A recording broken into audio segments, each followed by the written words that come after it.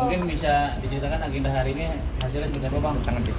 Jadi hari ini pemeriksaan 3 saksi, yaitu Hardy Rukmana, Arif Afanda, dan Irfan Aulia. Materi pemeriksaan adalah tentang kejadian di rumah makan Suharti di Jalan Pemuda, Jakarta Timur. Ya, materinya agak lama karena pertama ada video yang harus diputar di mana mereka yang diperiksa itu menerangkan kejadiannya, dan mungkin teman-teman tahu cukup lama, misalnya dari jam 2 dan baru berakhir jam 10 ini karena jam setengah 6 sampai jam 8 kan break untuk buka puasa dan terawih. Nah, lalu dilanjutkan lagi 1 jam dan baru selesai. Materinya pada pokoknya mengenai kejadian di rumah makan yang menurut pelapor bahwa terjadi kekerasan atau pemaksaan. Tapi dari videonya sendiri semua happy sekali di sana, dan video yang diputar memang kejadiannya seperti itu, ya. Nah, lalu setelah pemeriksaan ini mungkin bisa masuk ke penyelidikan, karena tadi kan masih pemeriksaan wawancara. Setelah wawancara, menurut hukum acara itu masuk ke penyelidikan untuk menemukan ada peristiwa pidananya. Setelah ada peristiwa pidana baru masuk ke penyidikan untuk menentukan tersangkanya. Jadi masih panjang. Informasinya bahwa penyidik akan mengembangkan dengan meminta keterangan ahli pidana dan ahli digital. Itu saja. Ya. Tadi berapa pertanyaan Bang? Kalau aku tadi sekitar 25 pertanyaan ya. Karena kemarin aku lanjutkan dari yang hari Senin ya kemarin. Iya, dari hari Senin. Jumat ya? Jumat. Oh ya, dari hari Jumat kemarin karena aku mintanya setengah hari karena kan aku mau taraweh. Jadi hari ini aku lanjutin lagi. Jadi Arif 25 pertanyaan, Irfan 26 dan Hardy 21. Semuanya sama materinya, ya. Mengenai kejadian di rumah makan, baik di dalam rumah makan itu sendiri saat live maupun sesudah pihak rumah makan meminta mereka keluar dari ruangan karena peristiwanya lampu dimatikan toh oleh pemilik rumah makan dan meminta supaya semua yang ada dalam ruangan itu keluar saja. Ya, begitu kan? Anda mungkin bantahannya apa aja tadi di atas? Oh, jelasin, Pak. Bantahannya karena di laporan itu kan melaporkan bahwa ada pemaksaan dengan ancaman kekerasan. Di sini kita tegaskan bahwa kita nggak pernah melakukan kekerasan di sini, dan juga kita nggak pernah mengancam ya. Tapi nggak apa-apa, setiap orang berhak untuk melapor dan juga nanti akan dikembangkan dan diselidiki oleh polisi lagi ya. Untuk pelecehan sendiri bantahannya tujuan seperti apa? ke Pelecehannya bantahannya seperti apa? Karena kan Tadi kita materinya nggak ada. materinya bukan pelecehan. Tidak ada pelecehan. Materinya bukan pelecehan, dan kita undangan klarifikasi ini bukan undangan klarifikasi atas laporan pelecehan ya. Undangannya hanya pengancaman aja, ya. kan kemarin kan digadang katanya ada Tidak ada pelecehan, nggak disentuh apa-apanya, nggak ada verbal pun tidak ada. Jadi tidak ada kejadian yang namanya pelecehan, ya toh.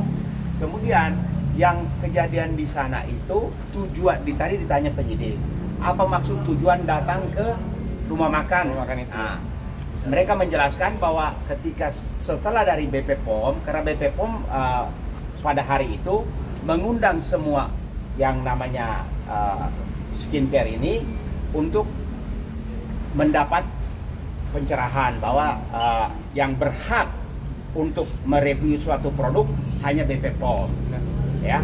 Tetapi setelah keluar dari BP POM, ada netizen yang menginformasikan bahwa Doktif sedang live, kemudian disamperin ke sana. Tujuannya adalah untuk meminta klarifikasi bahwa yang direview itu menurut Doktif kan produk dari SS. Padahal itu produknya sudah 2 tahun yang lalu tidak pernah beredar lagi. Iya. Tapi sampai di sana kan ditanya dapat dari mana, beli di mana segala macam, dia kan tidak menjawab. Maka di situ terlihat kebohongan dia.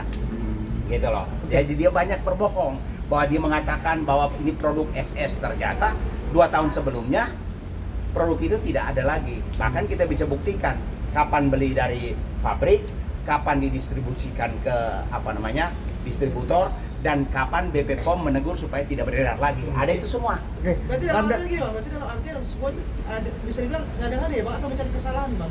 Dia berbohong. dia kan mau menjatuhkan produk orang. Ini kan persaingan. Jadi dia memang sengaja untuk menjatuhkan gitu loh. Karena tujuannya kalau memang benar dia mereview produk SS, kan misalnya dia menyatakan membeli di suatu tempat, belinya kapan, di mana tempatnya, supaya bisa diklarifikasi kan. Tapi begitu ditanya tidak menjawab atau apa kata dia? Dia nggak tahu, dia nggak mau kasih tahu. Pokoknya dia nggak mau kasih tahu dengan dalih dia melindungi reseller tempat dia dapatkan krim MC. Bang, ini kan banyak yang bilang kayak tujuan lu bener tapi caranya yang salah, Bang. Menyayangkan caranya seperti itu. Mungkin tanggapan lu gimana sih, Bang?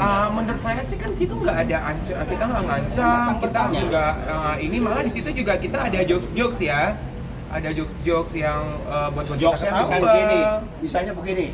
Lo dapat dari mana? Lo pakai-pakein ternyata apa istilah lo bilang bopeng. Iya. Bopeng ini apa? Bopeng lo ini. Jadi banyak jokesnya dan itu dalam rekaman semua ada.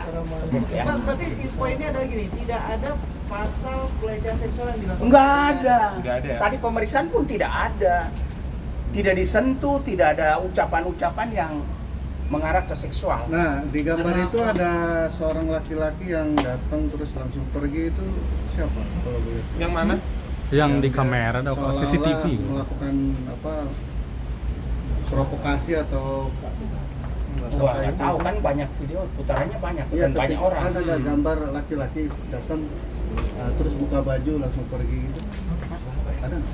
Di video nggak ada itu. Tadi Iya, nggak diperlihatkan. karena waktu preskon pertama kali Doktip ada hal-hal yang seperti itu dibicarakan. Dari pihak sana ngomong. Oh, tapi tadi nggak ditanyakan ya?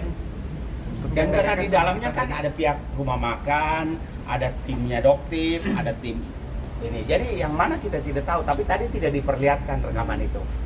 Tapi Ya, soal rekaman suara yang beredar gimana sih yang sekarang viral? Rekaman suara yang beredar, oke, ini terlepas dari masalah ini, aku mau kasih tahu ke kalian bahwa ini memang dia punya niat tersembunyi di balik review skincare ini. Ya, terbukti dari kemarin dia pernah ada kabar bahwa dia ketemu sama suami Dr. Reza di Starbucks Cilegon, tapi dia itu membantah dan mengatakan bahwa itu adalah fitnah. Ya, dia bertemu dengan salah satu sales obat, sales pabrik obat. Nah, ternyata dia memang ketemu dengan dengan suami Dr. Reza dan dia juga di situ meminta sejumlah uang $2 juta Singapura atau 20 miliar lebih kurang ya, dan membawa-bawa nama Kapolri, membawa-bawa nama DPR dan juga dia membawa-bawa nama presiden ya di situ. Ya, kalau kalian mau lihat fotonya, aku bisa kasih lihat ya. Agak tengah itu. Tahan, Bang, tahan. Itu bisa dijelasin Bang, sambil dijelasin apa? Bisa sambil dijelasin Bang. Ya, jadi ini adalah ada tanggalnya, ini tanggal 27 bulan 11. Ini tanggal 27 bulan 11 ya, seorang doktif atau Dokter Samira itu pergi ya bersama Dokter Mufid ke salah satu cabang Starbucks yang ada di Cilegon, dan di situ dia meminta uang sejumlah $2 juta Singapura atau lebih kurang 20 miliar lebih. Alasannya apa? Saya nggak tahu alasan tepatnya apa, tapi di sini dia membawa nama Kapolri, membawa nama presiden, membawa nama-nama DPR. Saya juga nggak tahu ya. Saya harap ini bisa diusut tuntas, karena kalau ini nggak diusut tuntas nanti setelah ini bakal ada oknum-oknum yang seperti ini lagi. Itu sih harapan saya. Tapi waktu itu dikasih atau Perjuangan pemberasan. waktu Ya, itu dikasih? karena uangnya belum nyebrang ya. Karena uangnya belum nyebrang, beda sama Nikita Mirzani yang uangnya udah nyebrang. Ya, 2M di transfer, 2M dan cash. Padahal tadi kamu bilang bahwa ada motif lain. Bisa dibilang nggak sih bahwa di balik review ini memang ada sindikat? Dalam arti memang Kalau sindikat aku ada niatan lain lah dalam artian. iya, pokoknya sih ada niatan lain, gitu. Ada niatan lain dalam mereview ini. Bang, melihatnya ini TSM nggak sih? Hah? TSM nggak sih? Terstruktur, Iya, sistematis, dan masif. Bang, tadi ada ngomong soal Niki. Kenapa? Tadi kan Kenapa? Niki kan hari ini kan sebenarnya dipanggil, cuman nggak datang tangkap. Iya, kita serahkan aja ke pihak yang berwajib. Ini juga bukan wewenang saya, tapi kalau misalnya suatu saat nanti saya jadi tersangka, saya juga mau seperti dia. ya. Saya nggak akan hadir di panggilan pertama, saya nggak akan hadir di panggilan kedua, ya. Dan saya nggak akan hadir di panggilan ketiga. Ya, maksudnya semua harus adil. Apa yang diterima oleh Nikita Mirzani bisa diterima juga sama orang lain. Berarti Ya. perasaan Nikita kebal hukum atau gimana mungkin? Kalau kebal hukum saya nggak yakin dia kebal hukum ya. Soalnya dia juga bukan siapa-siapa kan, dia juga rakyat Indonesia yang sama seperti kita semua punya hak dan punya kewajiban. Itu aja sih, saya nggak yakin dia kebal hukum, nggak ada yang kebal hukum, nggak ada. Oke, Pak. Thank you semuanya.